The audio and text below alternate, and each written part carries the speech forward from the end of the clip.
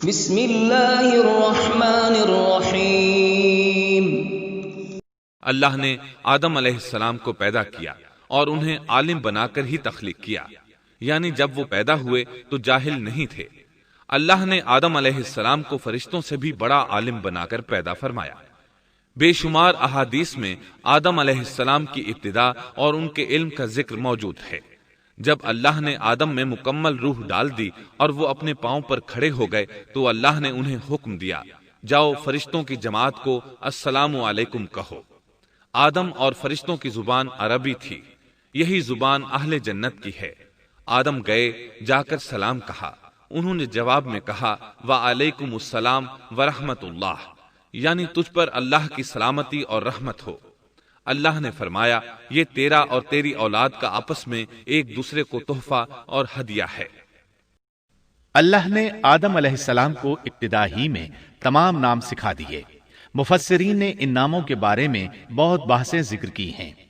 مضبوط موقف سیدنا عبداللہ بن عباس رضی اللہ عنہما کا ہے کہ اللہ نے آدم علیہ السلام کو ہر چیز کا نام سکھا دیا تھا۔ مثلاً یہ پہاڑ ہے، یہ سمندر ہے، یہ پرندہ ہے، یہ درخت ہے وغیرہ۔ وہ آسمان اور زمین کی ہر چیز کا نام جانتے تھے۔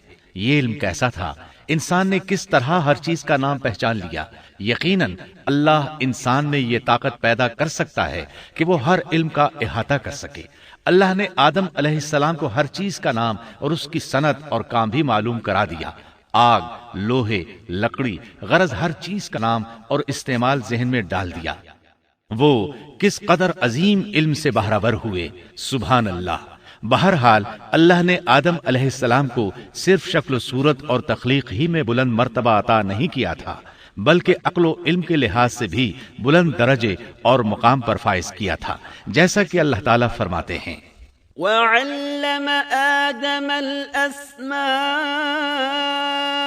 كُلَّهَا ثُمَّ عَرَضَهُمْ عَلَى الْمَلَائِكَةِ۔ اللہ نے آدم علیہ السلام کو ہر چیز کا نام سکھا دیا، پھر ان چیزوں کو فرشتوں پر پیش کیا اور فرمایا أَنبِئُونِي بِأَسْمَاءِ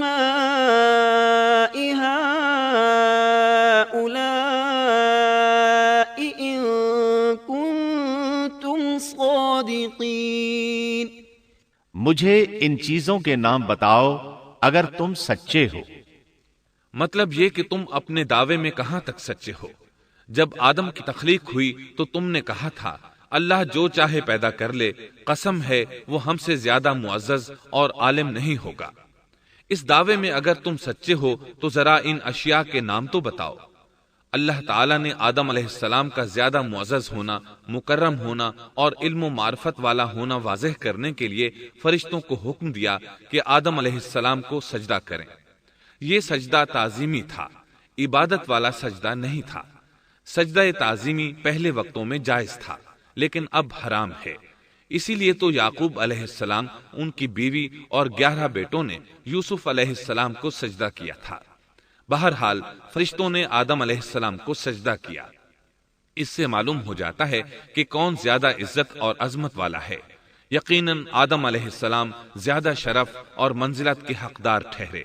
جب اللہ تعالیٰ نے ان کی عزت، تکریم اور تعظیم ثابت فرما دی، تب علم و معرفت میں ان کی برتری ثابت کرنے کے لیے فرمایا اگر تم اپنے قول میں سچے ہو تو ان چیزوں کے نام بتاؤ۔ تب فرشتوں نے کہا، فرشتے کہنے لگے اے اللہ تو پاک ہے، ہمیں تو صرف اتنا ہی علم ہے جتنا تو نے ہمیں سکھا رکھا ہے، مکمل حکمت و علم والا تو ہی ہے۔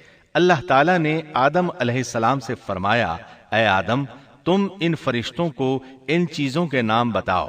آدم ہر چیز کا نام بتانے لگے، کسی جگہ بھی انہوں نے غلطی نہیں کی۔